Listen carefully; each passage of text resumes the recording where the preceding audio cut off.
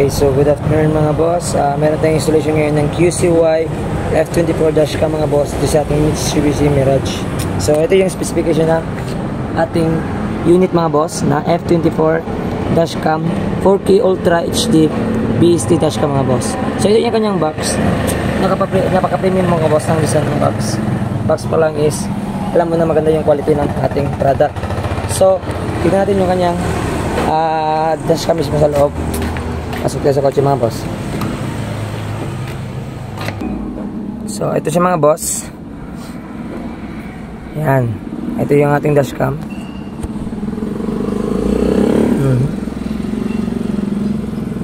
So ito siya. Yan.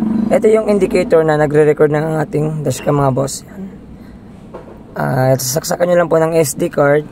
Any give mga boss. Pwede siya dito. Pero mas better mga boss yung higher na gigabytes yung ilagay nyo po sa ating dashcam para mas long lasting siya yung recording nyo po mga boss, lalo na pag malayo mga biyahe natin mga boss.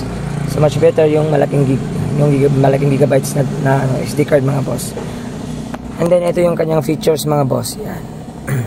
Yung driving recorder niya mga boss, smart driving, file management, driving settings, car system settings. So ito mga boss is nakaset up na to siya, naka-default na siya mga boss. So if ever nagpa-install kayo sa amin, kami na po yung bahala mag set up ng settings niyo po dito mga boss, and then demo lang po yung gagawin namin sa inyo para at least meron kayong idea kung paano po mag-function yung ating dashcam. So bali itong file management mga boss, dito yung naka-store yung mga files ng videos na na-record ng ating dashcam mga boss. Ito siya. Ito yung video F mga boss yan. Focus natin. Ito video V, and then ito yung video F. And video F yan mga boss. So yung meaning yan mga boss, front camera. And then itong B is yung back camera niya, and then video lock at saka photo. Pwede po kayo ma-picture mga boss or mag-take ng photo dito sa dashcam kapag nagre-record siya mga boss. So ito siya, video lock. Yan. Mag-lock kayo ng files dito mga boss, pwede nyo po yung lock dyan. Depende pag mayroon kayong importante na record na videos mga boss while nagde-drive kayo. Yan. Mga aksidente sa daan. Ayan siya mga boss. And then ito yung sa camera muna tayo mga boss, yung features niya yan. Ito siya. So, bala ito yung dashcam. Ito yung camera niya mga boss. So ito siya is pwede nyo i-adjust dito na mismo sa unit. Hindi na kailangan pumunta pa sa dash camera or galawin yun. Ito dito na lang.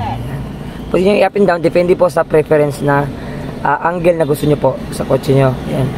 While nag-drive kayo. Ito yung front camera mga boss ha. And then yung back camera, swipe lang natin papuntang left side. Yan. Ito siya is dual mode and swipe rin mga boss. Yan, ito yung back camera. So yung back camera, same process mga boss. Pwede natin i-adjust yung camera niya sa screen lang mismo ng unit natin. Yan. Hindi na kailangan i-adjust yung camera niya sa labas. So mas maganda yung ganitong angle mga boss. Yan. And then, automatic naka-reverse mode siya mga boss ha.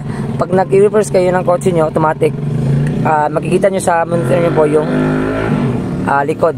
Kasi naka-triggered siya sa back camera mga boss, sa reverse mga boss.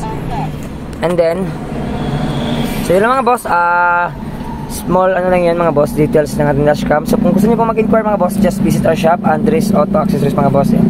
Pagadian branch. Yan yung mga boss. Ito yung mismong office namin. And then yung, ang aming landmark mga boss is ito yung Shell Station mga boss. Harap niyan mga boss is yung aming shop na mismo.